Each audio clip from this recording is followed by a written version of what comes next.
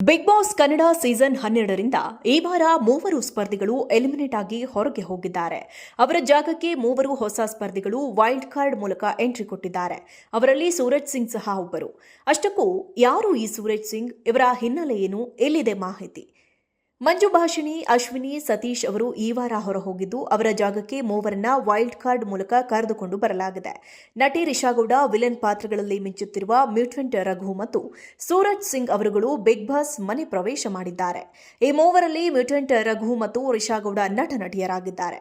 ಆದರೆ ಸೂರಜ್ ಸಿಂಗ್ ಸಿನಿಮಾ ರಂಗಕ್ಕೆ ಸಂಬಂಧಿಸಿದವರಲ್ಲ. ಹಾಗಾದ್ರೆ ಅವರ ಹಿನ್ನೆಲೆ ಏನು, ಎಲ್ಲಿಂದ ಬಂದವರು? ಆದರೆ ಇಲ್ಲಿ ಅವರು ಅಮ್ಮ ಒಬ್ಬರೇ ಇದ್ದ ಕಾರಣ ಹಾಗೂ ಕೆನಡಾದಲ್ಲಿ ಒಬ್ಬರಿಗೆ ಇರಲು ಇಷ್ಟವಾಗದೆ ಮೈಸೂರಿಗೆ ಮರಳಿದ್ದಾರೆ. ಅಂದಹಾಗೆ ಸೂರಜ್ ಸಿಂಗ್ ಫ್ಯಾಷನ್ ಪ್ರಿಯ. ಚೆನ್ನಾಗಿ ರೆಡಿಯಾಗಿ ಪಾರ್ಟಿಗಳಿಗೆ, ಕಾರ್ಯಕ್ರಮಗಳಿಗೆ ಹೋಗುವುದು ಅವರ ಅಭ್ಯಾಸವಂತೆ. ತಮ್ಮ ಫ್ಯಾಷನ್ ಜ್ಞಾನವನ್ನ ಎಲ್ಲರಿಗೂ ಹಂಚಬೇಕು ಎಂದುಕೊಂಡು ಸಾಮಾಜಿಕ ಜಾಲತಾಣದಲ್ಲಿ ವಿಡಿಯೋಗಳನ್ನು ಹಂಚಿಕೊಳ್ಳಲು ಆರಂಭಿಸಿದರು. ಅದು ಹಿಟ್ಟಾಗಿ ಅವರಿಗೆ ಒಳ್ಳೆಯ ಫಾಲೋವರ್ಗಳು ಸಿಕ್ಕಿದ್ದಾರೆ.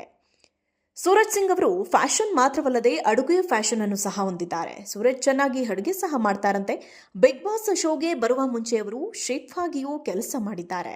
ಅವರೇ ಹೇಳಿರುವಂತೆ ಸೂರಜ್ ಕನ್ನಡಿಯ ರೀತಿಯಂತೆ, ನನ್ನೊಟ್ಟಿಗೆ ಯಾರು ಚೆನ್ನಾಗಿ ಇರ್ತಾರೋ ಅವರೊಟ್ಟಿಗೆ ನಾನು ಚೆನ್ನಾಗಿ ಇರುತ್ತೇನೆ. ಆದರೆ ನನ್ನೊಟ್ಟಿಗೆ ಯಾರು ಕೆಟ್ಟದಾಗಿ ನಡೆದುಕೊಳ್ಳುತ್ತಾರೋ ಅವರ ಜೊತೆ ನಾನು ಇನ್ನೂ ಕೆಟ್ಟದಾಗಿ ನಡೆದುಕೊಳ್ಳುತ್ತೇನೆ. ನನ್ನನ್ನು ಎದುರು ಹಾಕಿಕೊಂಡವರು ಬಹಳ ಕಷ್ಟಪಡಬೇಕಾಗುತ್ತದೆ ಎಂದಿದ್ದಾರೆ. ಮಲ್ಲಮ್ಮ, ರಕ್ಷಿತಾ ಶೆಟ್ಟಿ ಹೊರತುಪಡಿಸಿ ಈಗ ಬಿಗ್ ಬಾಸ್ ಮನೆಯಲ್ಲಿ ಇರುವವರೆಲ್ಲರೂ ಟಿವಿ ಅಥವಾ ಸಿನಿಮಾ ರಂಗದವರೇ ಆಗಿದ್ದಾರೆ. ಇಂದು ವೈಲ್ಡ್ ಕಾರ್ಡ್ ಮೂಲಕ ಎಂಟ್ರಿಯಾದ ಮೂವರಲ್ಲಿ ಇಬ್ಬರು ಸಿನಿಮಾ ಕ್ಷೇತ್ರಕ್ಕೆ ಸೇರಿದವರೇ ಆಗಿದ್ದಾರೆ. ಸಿನಿಮಾ, ಟಿವಿ ರಂಗದ ಹೊರತಾಗಿರುವ ಅಲ್ಪಸಂಖ್ಯಾತರ ಸಾಲಿಗೆ ಸೂರಜ್ ಸಹ ಸೇರಿಕೊಂಡಿದ್ದಾರೆ. ಬಿಗ್ ಬಾಸ್ ಮನೆಯ ಸ್ಪರ್ಧಿಗಳು ಈಗಾಗಲೇ ಮನೆಗೆ ಹೊಂದಿಕೊಂಡಿದ್ದಾರೆ. ವೈಲ್ಡ್ ಕಾರ್ಡ್ ಮೂಲಕ ಬಂದವರನ್ನ ಅವರು ತಮ್ಮವರಲ್ಲಿ ಒಬ್ಬರಾಗಿ ಸೇರಿಸಿಕೊಳ್ಳುತ್ತಾರೆಯೋ ಇಲ್ಲವೋ ಎಂಬ ಅನುಮಾನ ಇದೆ. ಇನ್ನು ವೈಲ್ಡ್ ಕಾರ್ಡ್ ಮೂಲಕ ಎಂಟ್ರಿ ಕೊಟ್ಟವರಿಗೆ ಇರುವ ಲಾಭವೆಂದರೆ ಅವರು ಶೋ ಅನ್ನ ನೋಡಿಕೊಂಡು ಮನೆಯೊಳಗೆ ಹೋಗುತ್ತಿದ್ದಾರೆ. ಅವರಿಗೆ ಯಾರು ಹೇಗೆ, ಯಾರ ವ್ಯಕ್ತಿತ್ವ ಎಂತಹದ್ದು, ಯಾರ ಬಗ್ಗೆ ಹೊರಗೆ ಒಲವಿದೆ, ಯಾರ ಬಗ್ಗೆ ಇಲ್ಲ ಎಂಬುದು ಅವರಿಗೆ ಗೊತ್ತಿದೆ. ಇದು ಅವರ ಆಟದಲ್ಲಿ ದೊಡ್ಡ ಮಟ್ಟದಲ್ಲಿ ನೆರವಾಗಲಿದೆ. ಬಿಗ್ ಬಾಸ್ ಕನ್ನಡ ಸೀಸನ್ 12ರಿಂದ ಈ ವಾರ ಮೂವರು ಸ್ಪರ್ಧಿಗಳು ಎಲಿಮಿನೇಟ್ ಆಗಿ ಹೊರಗೆ ಹೋಗಿದ್ದಾರೆ. ಅವರ ಜಾಗಕ್ಕೆ ಮೂವರು ಹೊಸ ಸ್ಪರ್ಧಿಗಳು ವೈಲ್ಡ್ ಕಾರ್ಡ್ ಮೂಲಕ ಎಂಟ್ರಿ ಕೊಟ್ಟಿದ್ದಾರೆ. ಅವರಲ್ಲಿ ಸೂರಜ್ ಸಿಂಗ್ ಸಹ ಒಬ್ಬರು. ಅಷ್ಟಕ್ಕೂ ಯಾರು ಈ ಸೂರಜ್ ಸಿಂಗ್, ಇವರ ಹಿನ್ನೆಲೆ ಏನು, ಎಲ್ಲಿದೆ ಮಾಹಿತಿ? ಮಂಜು ಭಾಷಿಣಿ, ಅಶ್ವಿನಿ, ಸತೀಶ್ ಅವರು ಈ ವಾರ ಹೊರಹೋಗಿದ್ದು, ಅವರ ಜಾಗಕ್ಕೆ ಮೂವರನ್ನ ವೈಲ್ಡ್ ಕಾರ್ಡ್ ಮೂಲಕ ಕರೆದುಕೊಂಡು ಬರಲಾಗಿದೆ. ನಟಿ ರಿಷಾಗೌಡ ವಿಲನ್ ಪಾತ್ರಗಳಲ್ಲಿ ಮಿಂಚುತ್ತಿರುವ ಮ್ಯೂಟೆಂಟ್ ರಘು ಮತ್ತು ಸೂರಜ್ ಸಿಂಗ್ ಅವರುಗಳು ಬಿಗ್ ಬಾಸ್ ಮನೆ ಪ್ರವೇಶ ಮಾಡಿದ್ದಾರೆ. ಈ ಮೂವರಲ್ಲಿ ಮ್ಯೂಟೆಂಟ್ ರಘು ಮತ್ತು ರಿಷಾಗೌಡ ನಟ ನಟಿಯರಾಗಿದ್ದಾರೆ. ಆದರೆ ಸೂರಜ್ ಸಿಂಗ್ ಸಿನಿಮಾ ರಂಗಕ್ಕೆ ಸಂಬಂಧಿಸಿದವರಲ್ಲ. ಹಾಗಾದ್ರೆ ಅವರ ಹಿನ್ನೆಲೆ ಏನು, ಎಲ್ಲಿಂದ ಬಂದವರು? ಆದರೆ ಇಲ್ಲಿ ಅವರು ಅಮ್ಮ ಒಬ್ಬರೇ ಇದ್ದ ಕಾರಣ ಹಾಗೂ ಕೆನಡಾದಲ್ಲಿ ಒಬ್ಬರಿಗೆ ಇರಲು ಇಷ್ಟವಾಗದೆ ಮೈಸೂರಿಗೆ ಮರಳಿದ್ದಾರೆ. ಅಂದಹಾಗೆ ಸೂರಜ್ ಸಿಂಗ್ ಫ್ಯಾಷನ್ ಪ್ರಿಯ.